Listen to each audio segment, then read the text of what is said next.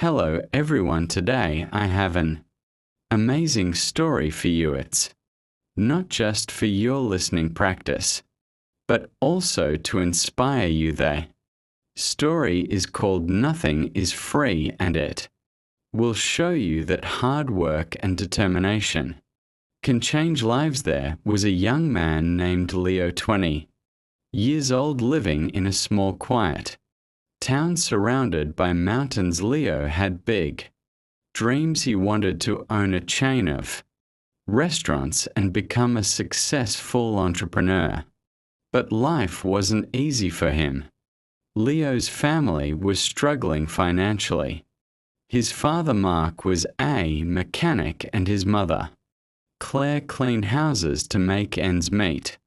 Leo's younger sister, Sophie, was just 10 and looked up to him as her hero. One cold evening, Leo sat outside his small house staring at the stars. He whispered to himself, "I want to give my family a better life, but how do I start when we barely have enough to survive?" The next day, Leo shared his dreams with his father. Mark sighed and said, "Leo, dreams are not free. If you want something, you have to fight for it.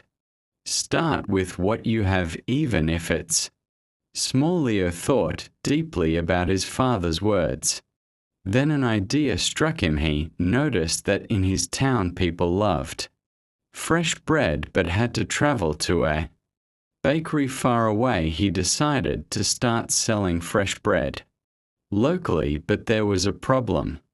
Leo had no money to buy the bread. He decided to take a chance and approach the bakery's owner, Mr. Anderson. Leo walked miles to meet Mr. Anderson, a grumpy old man who rarely trusted anyone with confidence. Leo said, "Mr. Anderson, I want to sell your bread in my town, but I don't have money to buy it up front. Can you trust me? For 1 week I will sell the bread, return your money, and keep a small profit." Mr. Anderson raised an eyebrow.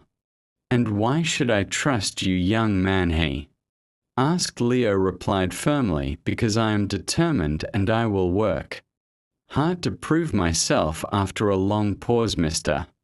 Anderson said, "All right, I'll give you bread for 1 week. If you fail to pay me back, don't bother coming here again." Leo was thrilled. Early the next morning, he carried the bread back to his town and set up a small stand near the park. He greeted every passer-by with energy and a smile, saying, "Fresh bread, warm and delicious."